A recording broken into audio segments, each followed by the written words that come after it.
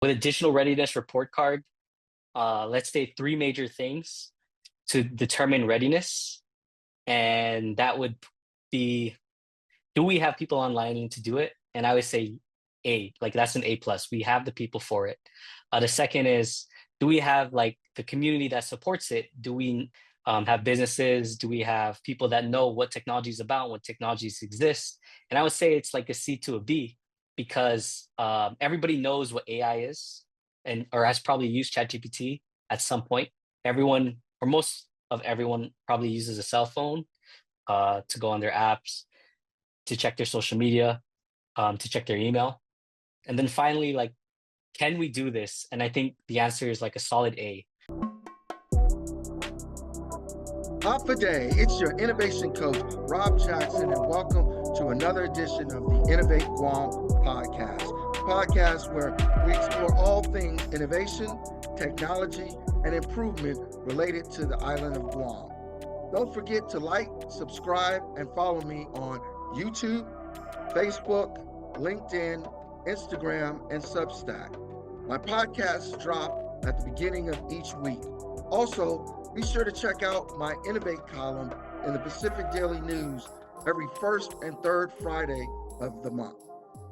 All right, our guest for today's episode is making his second appearance on podcast, and he continues to embody what I like to call young Guam excellence.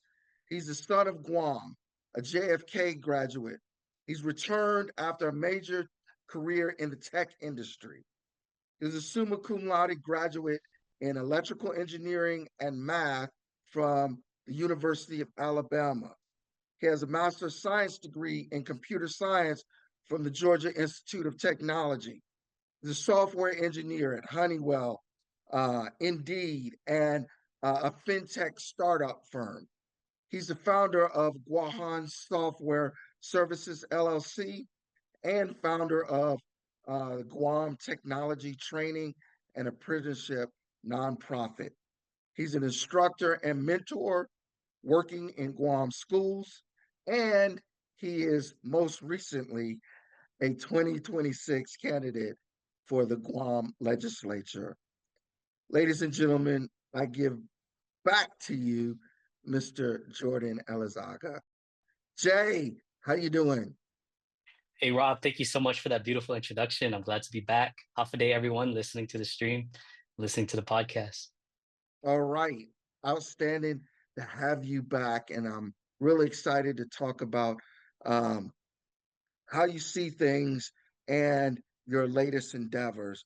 So, remind the people about what your definition of innovation is and what it means to you.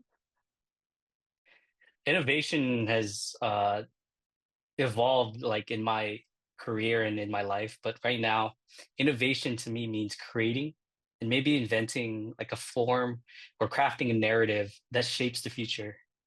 For example, innovation today obviously looks like AI, but a different perspective would be how jobs work, careers, and creativity is being defined.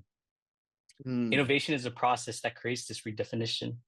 And again, it's constantly shaping the future from what it is today. All right.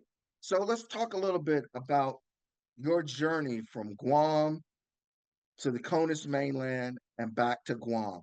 Talk to me about some of the key pivot points in that journey um, to have you leave and what made you return back to home. Yeah, so those two pivot points that you're emphasizing is first, what made me want to leave Guam to pursue a career in the mainland. The second Hmm. pivot point was while I was in the mainland, what made me want to come home to Guam. And so I wanted to move to the mainland because that's where I thought I could get like an ABET accredited engineering degree. Guam at the time, now it has like a civil engineering program, but at the time when I went to school, it didn't have like a program for accreditation. So I needed to go out here to pursue that. In my journey, after graduating college and getting my accreditation for electrical engineering, I decided to switch careers into technology, mainly software engineering, computer development.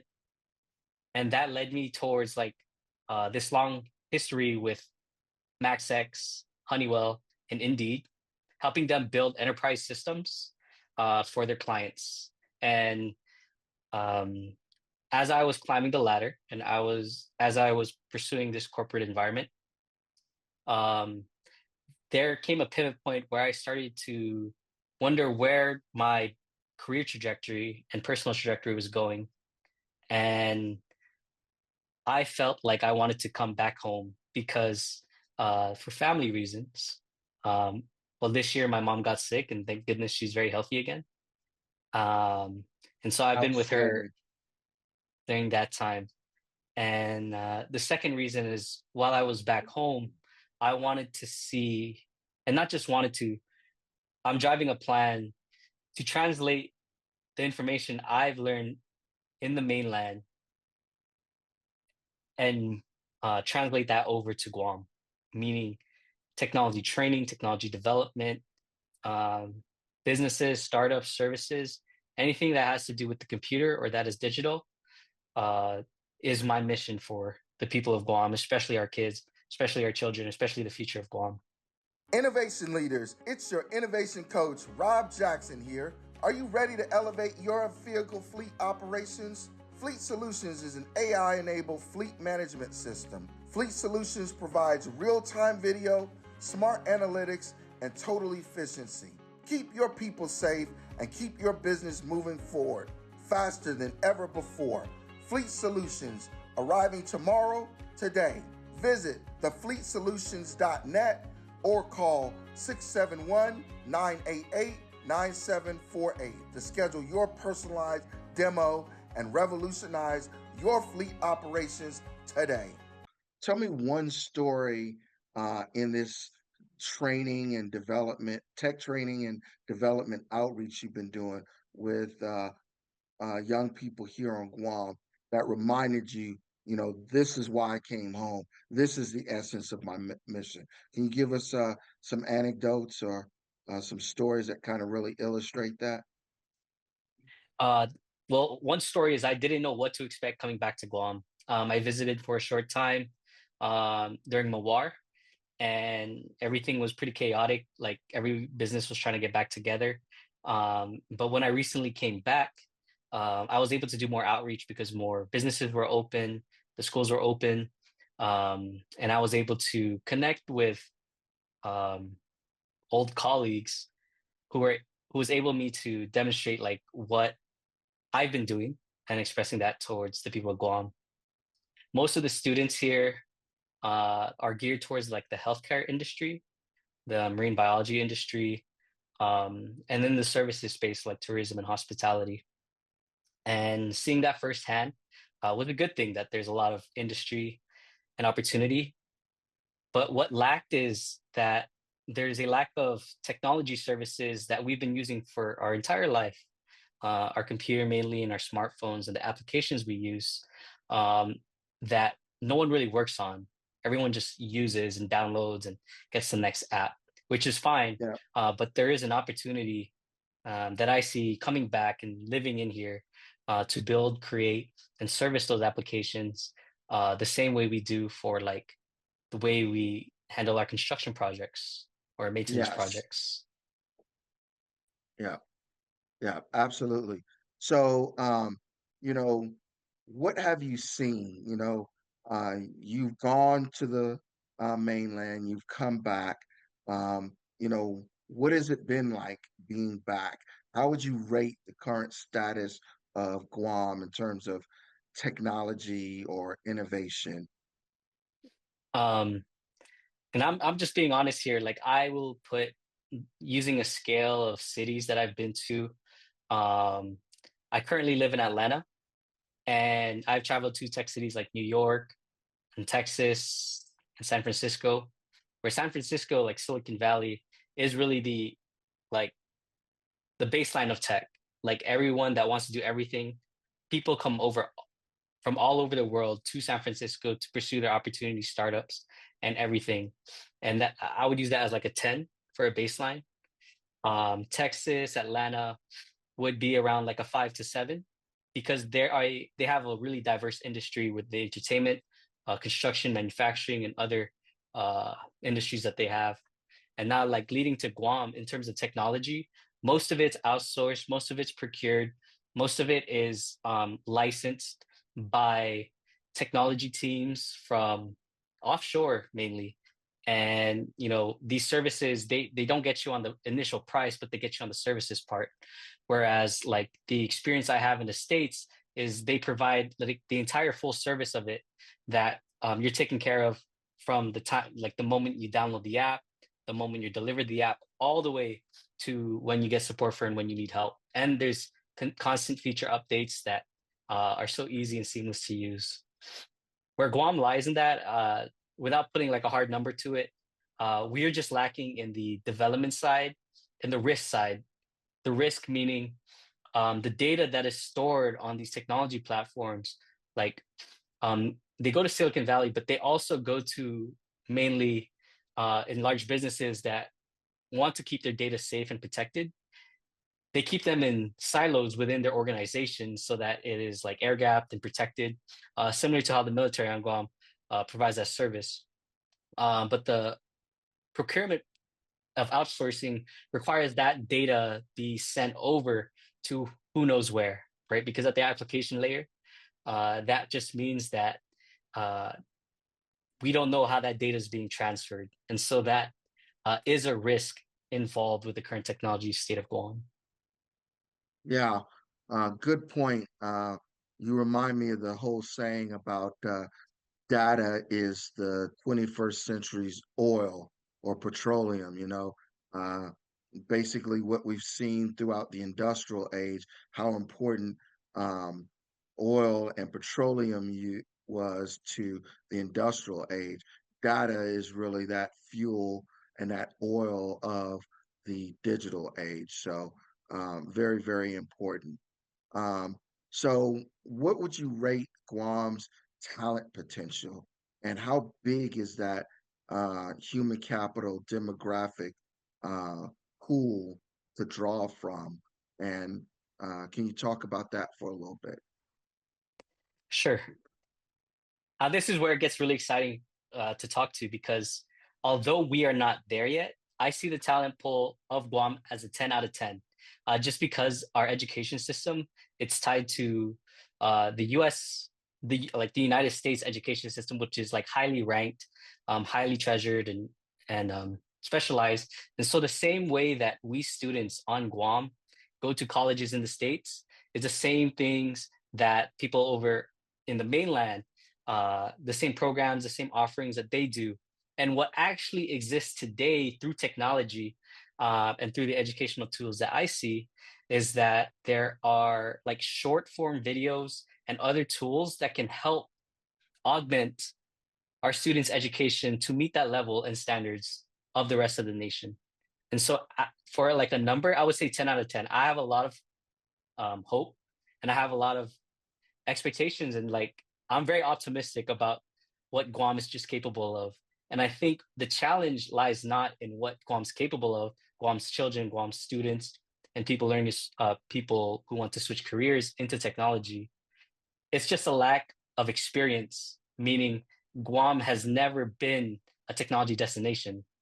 We Right. haven't seen people from Guam working on technology. They go to the States, they come back, and so on and so forth. But that's what uh, I and my team is trying to do here on Guam with Guahan.tech. Okay. So what kinds of things are you hearing from students as you do your school outreach and your other outreach efforts to young people? What are you hearing from them? What is Guam's youth saying? They're really expressing that they are struggling, like they like are trying to create a future for themselves, but they're struggling to find how to make that happen. And it's a lot easier for students who take like accounting classes, who are in nursing programs, to kind of see where their trajectory is headed. But for a lot of people, and like I feel like that is like a small subset. But for a lot of students on Guam, I think there's just a lack of like direction on where they can use their skill sets and if they believe they can use their skill sets because they like have not used it before at all. So I think Yeah. there's just opportunity to demonstrate what can be done and the potential that offers. Okay. You highlighted some of the barriers and stuff like that. Do you want to expand on those barriers you see that exist for young people trying to enter into high-paying tech jobs from Guam? Yes.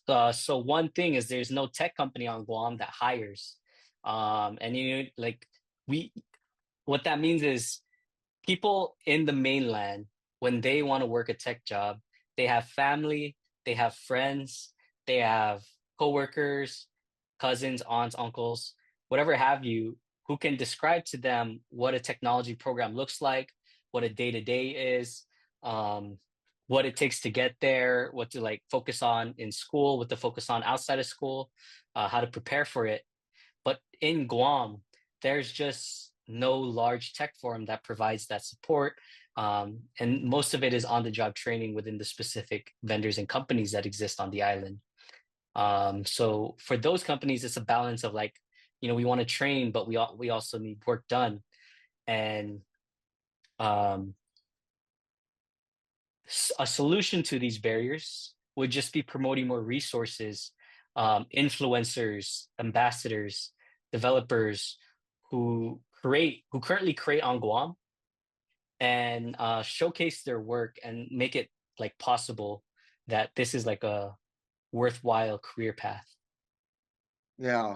So you talk about the lack of companies on Guam or lack of tech companies. It's like here on Guam, most of our telecom companies try to fill the niche or void of um, tech companies, if you will, which in the States they would be reclassified as something else. They would be telecom, but here telecom actually tries to serve as tech as well. You have any comment about that? I do, and I think it's great that Guam has a strong digital infrastructure to support uh, the technology that we use that we can use globally. And that means like easily our phones, the data plans we use, but more importantly, like the systems that happen on the business side that it runs every single day. There's like barely any outages, and that there's support and services that keep these things running. But without getting too technical, the point is like the telecoms are doing a great service to the community pro- by providing these great infrastructure capabilities, but there's a layer above that at the application layer, meaning what people use, how people use, and where that data gets stored. Um, and in that gap, there's just no companies or rarely any companies. Most of it is just outsourced um, or procured outwards. Well, so that's an opportunity. It's not just a challenge or a problem, it's an opportunity. So for bright minds and risk-taking entrepreneurs, that's an area that you can uh, go into. That's right. And some ways like these young entrepreneurs can get started, excuse me, is by getting on your social media platforms. I know you do it for like fun and clout, and that's great. You can also do it for fun with like the things you learn online, sharing it with other people, building those communities that you have that you want to be part of and want to create. And so I think there's a lot of potential for how this would work with the current tools and technologies we have today, uh, to kind of not meet the standards of the mainland, but to keep up with the way technology is progressing. Yeah, yeah. So discuss some of your platform ideas like the Digital Services Act, Tech Incubator, excuse me, and data sovereignty. Talk to me about those three different concepts and ideas.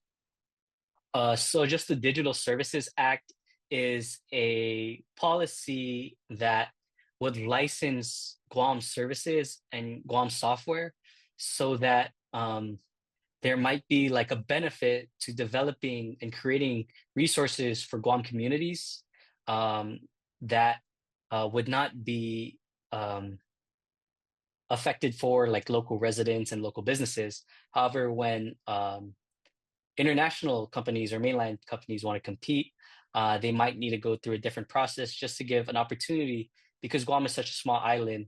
Uh, Give an opportunity to compete with larger um, companies in the mainland. The So do tech you see incubator. that as Oh, like do you see the Digital Services Act more of a government kind of thing, like government setting a set of standards and protocols and interfaces for if you're going to do software development or use software on Guam, it has to conform to this? Is that what you mean? Or do I have that wrong? yeah, that's part of like the Digital Services Act. The Tech Incubator is a training and development program that enables students from like the Guam high schools, starting from like the middle schools, but uh, we want to focus on people who are ready to work or getting ready to be part of the workforce, um, and allow them to create technology programs and services that would be able to service people on the island and globally as well. And that Okay. includes topics with AI, teaching them how to use AI and how to use digital native services, um, and how to like write code and how to like at a more technical level host those applications at the server level, manage IT services, using tools and using like direct computing methods. Okay. How about the concept of data sovereignty? So data sovereignty is a concept that like the government of Guam and all the local businesses in Guam want to keep and store their data and protect it from, well, one, to be able to own their data so that, with AI and the way LLMs work is that they train their models on data. And so being able to own our data and license that data out would give us opportunities to protect this data and to one de-risk it, but also um, allow people to use it at a more healthy pace. Okay. So all of that was great. But let's get down to kind of bottom lines here. Give me your assessment of Guam's digital readiness report card. Are we ready for that? Are we able to start moving into these areas? And if not, what do we need to do? With a digital readiness report card, let's say three major things um, to determine readiness, and that would be um, do we have people online to do it? And I would say A, like that's an A plus. We have the people for it. The second is, do we have like the community that supports it? Do we have businesses? Do we have people that know what technology is about, what technologies exist? And I would say it's like a C to a B because everybody knows what AI is and or has probably used ChatGPT at some point. Um, Everyone or most of everyone probably uses a cell phone to go on their apps, to check their social media, to check their email.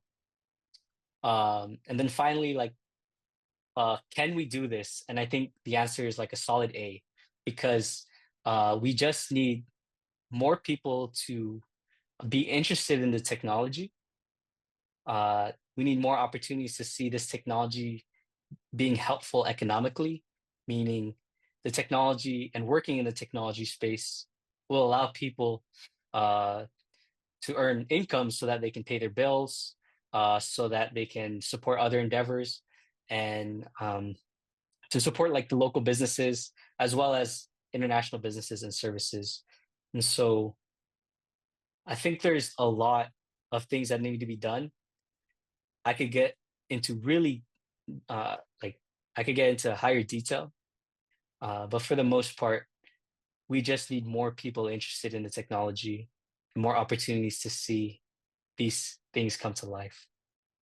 Yeah, so I agree with you. And for the audience out there, Jordan and some more of like-minded young tech entrepreneurs on Guam.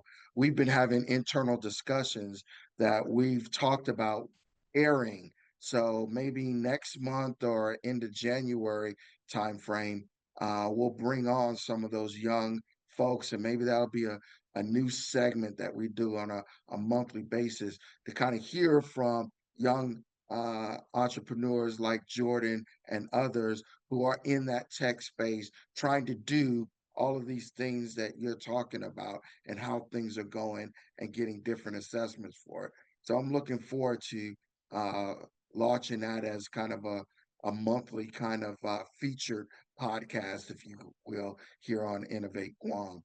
All right, so let's shift gears and go into how things have kind of changed for you at this point.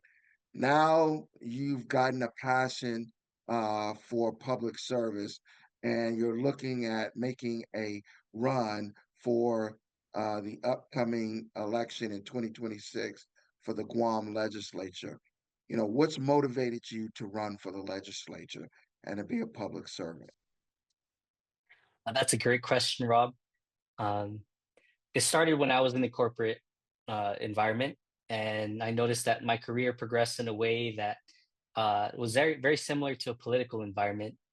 And the work I was doing at the workplace was very impactful. It helped a lot of people, but it didn't feel like I was helping my community. It felt like a job I needed to do. And I wanted to shift that towards a feeling of how can I do work and how can I serve so that the people in my community could benefit. And part of the question I was trying to ask was, who is my community? I lived here in the mainland. I traveled all over in the States from California, Arizona, Texas to Alabama and Georgia. And I would have continued to keep traveling and pursuing this career until I wanted to make and serve for a bigger impact. And what that looked like, I just wanted to check it out. And so um, I am very interested in politics. I'm very interested in policy. Um, in my life, I've read this book called The Republic by Aristotle. So I did some reading on it when I was a lot younger. And I felt like it was a natural A progression from classic. where I was headed. This is very Yeah, good. yeah, a classic in political theory and the fundamentals of politics and government. Okay, so talk to me about what a smarter, stronger Guam means to you in the practical terms. I've seen you use that as part of your um, political platform. Talk to me about what that means. Smarter, safer, stronger Guam. Absolutely. So, a smarter, safer, and stronger Guam is one of my campaign platforms that emphasizes, starting with smarter, on skills, training, and development, not just in tech. I focus on tech, I can help with that, but all services provided by the Guam community and Guam business and Guam like industries, including construction technology, health and human services, um, law, professional services, marketing, hospitality, and tourism, which is like the main thing that Guam has uh, been focused on for the past 20 and for its entire um, lifetime. A safer Guam, which includes reducing crime, supporting and maintaining critical infrastructure developments, and making it safer for our families to get to and from where they need to be. And then finally, a stronger Guam, meaning building a sense of community. As we can see, like social media has connected us, but we still feel disconnected. And so this means encouraging um, more community-led events. A lot of the villages have like mayor events and fiestas, and continue to do those things, but also allow safe events to happen on Guam so that we can build a stronger community. Okay. So, do you think that digital transparency tools help improve Guam's government? Uh, and give me some examples of how digital transparency tools can improve uh, the efficiency, effectiveness, and of course, transparency of the government of Guam. Yeah, I see these tools as being helpful to the government by developing better policy, Uh, and also that digital transparency improves government by properly allocating resources so that it would go to those who need it the most.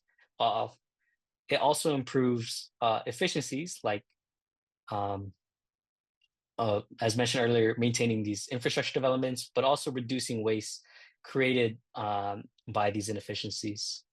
And for the most part, digital transparency can almost help us at a global level. That for those who want to invest in Guam, they can see Guam as an opportunity and as a safe place to help build the local economy, like travel here, and if they really like it that much, be part of the community on Guam. But they are still part of us, and we welcome them as tourists and all our neighbors and visitors. Okay. Can you expand on your concept that you talk about of tech plus good policy uh, equals improved life for regular families on Guam? Can you elaborate on that concept that you talk about? Sure. One big point that tech and tech services can allow for Guam families is to provide a viable income stream through digital work and services that can, supplement either part-time or full-time and can be done remotely. So families can make those ends meet and continue to receive that income through services. Yeah, Another thing that tech can do is provide like efficiencies within the government, like one-stop portals for permits, licenses, and applications. Um, we have opportunities to create mobile apps that can help with critical infrastructure maintaining. So when something's down or something needs repairs, we can report those services using um, like right now we can like contact them and send emails, but we right now we have the opportunity to take pictures of what needs to be fixed and publish them to those agencies that need to see them. Another thing is like job training programs in technology that can align with local employer needs. What that looks like is employers can uh, hire locals so that they can work on technology services that are needed right now.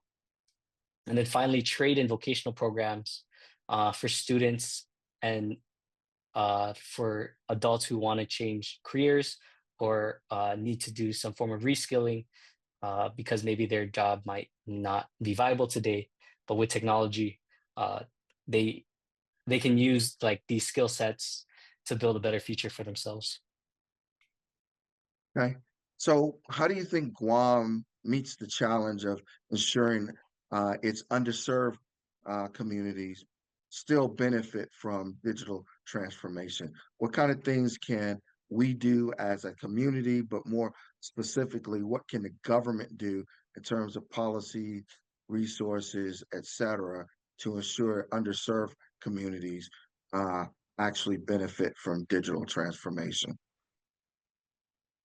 What the government can do to serve uh, underserved communities is allowing like what they do in the mainland is they offer tax credits for broadband internet service, and this is just like one technical thing that there's a lot of things in my platform I suggest, but this one thing is that they provide high-speed internet through tax credits for those that qualify based on their underserved representation, where there's like a lack of income or um, other things that help them qualify. Um, and what it looks like is, reliable internet service so that they can get on these technology platforms and be able to access the internet, learn from it, take their schoolwork from it, pay their bills on it, so that they can use the rest of their time for things that are important for them, their family, and their communities. Yeah, yeah. So let me play devil's advocate for you right now. So put on my devil's advocate hat. What would you do differently, or what do you see could be done better that the Office of Infrastructure and Information Technology is doing or is not doing? What what could you do better than what they're doing right now in terms of trying to move Guam ahead on this digital transformation journey? The specific value proposition that I can provide is that this technology organization and Office of Information Technologies mainly use applications that are vendored out and are used um, for their specific needs. But what we can do and provide is the ability to add functionalities, applications, and other developments that can provide us more specific targeting of what Guam needs. So, um, for our critical infrastructure developments, like can these applications help us maintain uh, these developments better? And we can build software systems that can aid or augment what is missing from the existing technology systems at the Office of Infrastructure and Technology. Okay. What unique perspective do you bring as an engineer? How does that make you a better public servant and policymaker? As an engineer, it got me to see what it looks like to be out on the field and to see how things really work.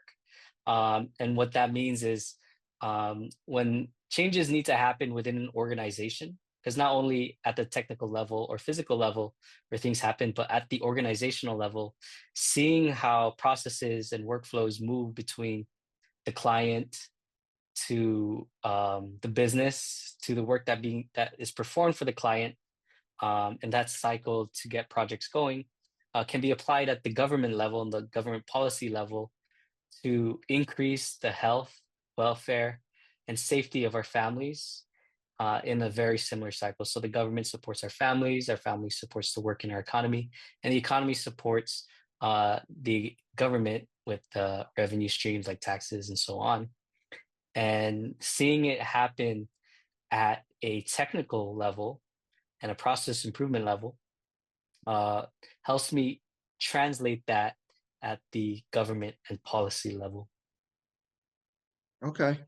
So you're a young person still, and I'll put you as part of the new school, if you will. So what's your call specifically, call to action to Guam's youth? For every student and kid and anybody who's interested in being a technologist, wants to work with computers, or who wants to help their families on Guam and stay on Guam, believe in yourself and start today.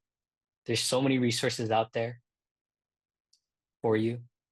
You can also be an influencer or someone who is important or someone who can do these things. And even if you don't see it now, like you see just faces on a screen, that I believe that you can do it.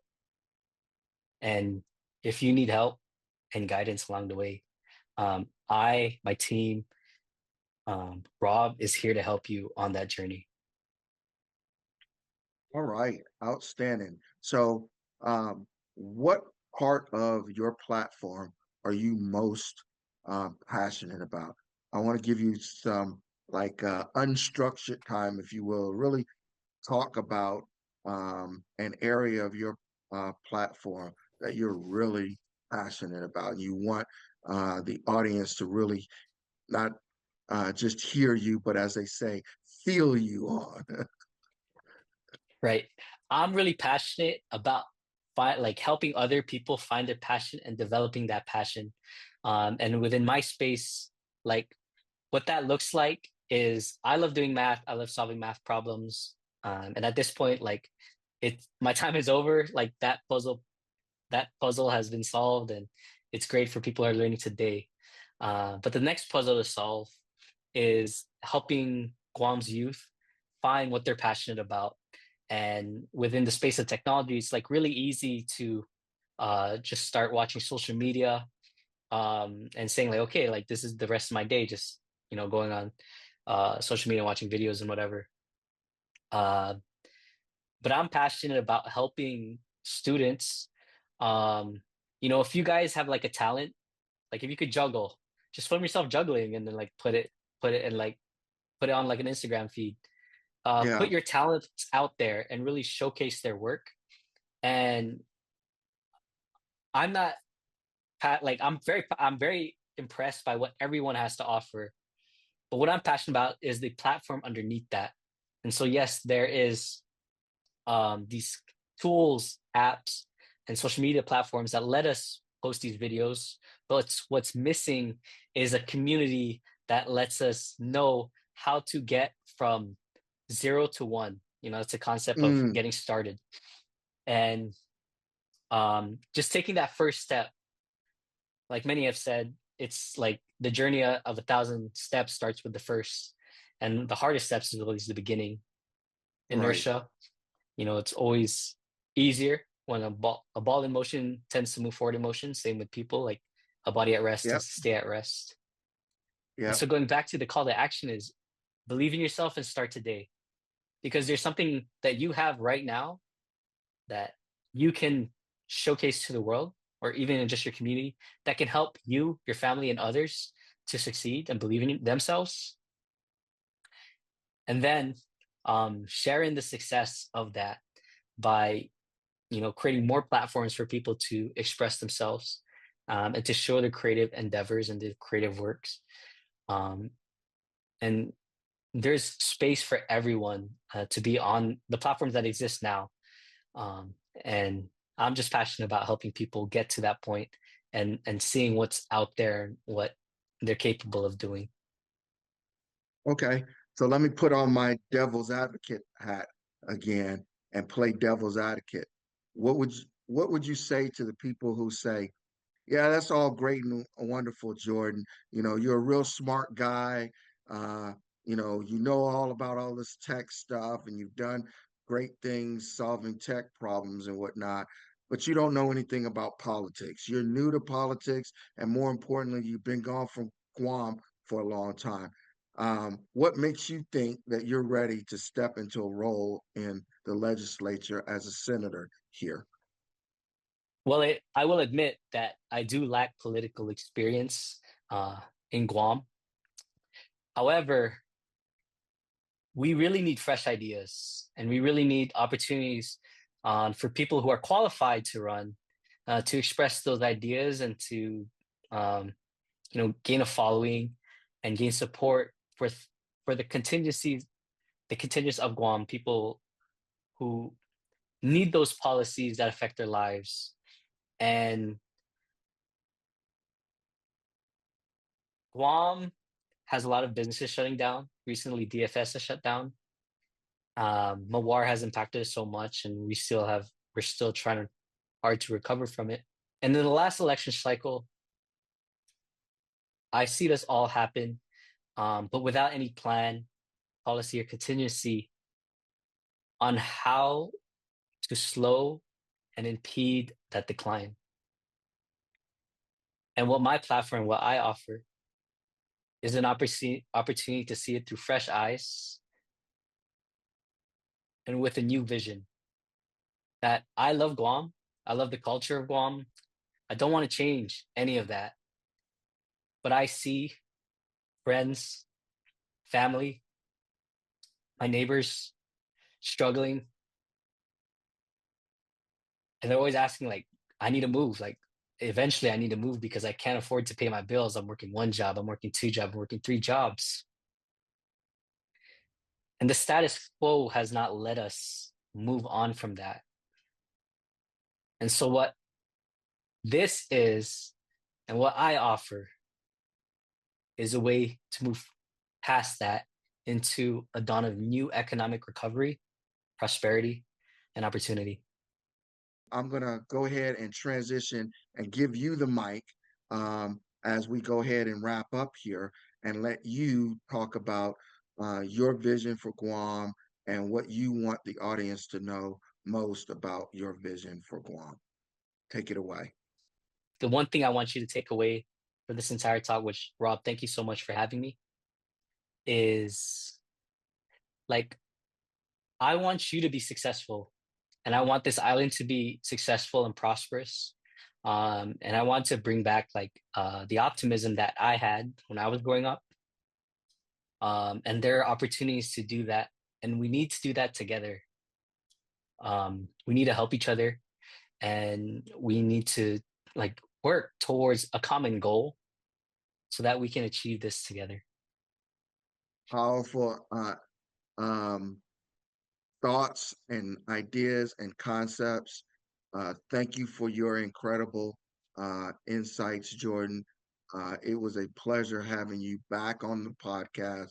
Like I said, I see you as somebody who exemplifies young Guam excellence. So thank you for everything that you're doing, and whether you're doing it in the tech sphere, private sector, public sector, or maybe even as a future public servant. I know you will do good things for our island. So thank you so much for being on the podcast and talking with us today. I really appreciate you, and thank you for all of that. To my audience, I hope you learned something today. I certainly did. Remember to follow me on all social media platforms. Uh, uh, and don't forget to watch or read my Innovate column the first and third Fridays of the month in the Pacific Daily News. Um, Thank you for watching. And remember, whether you're at work, at home, or at play, always innovate. Thank you so much for watching.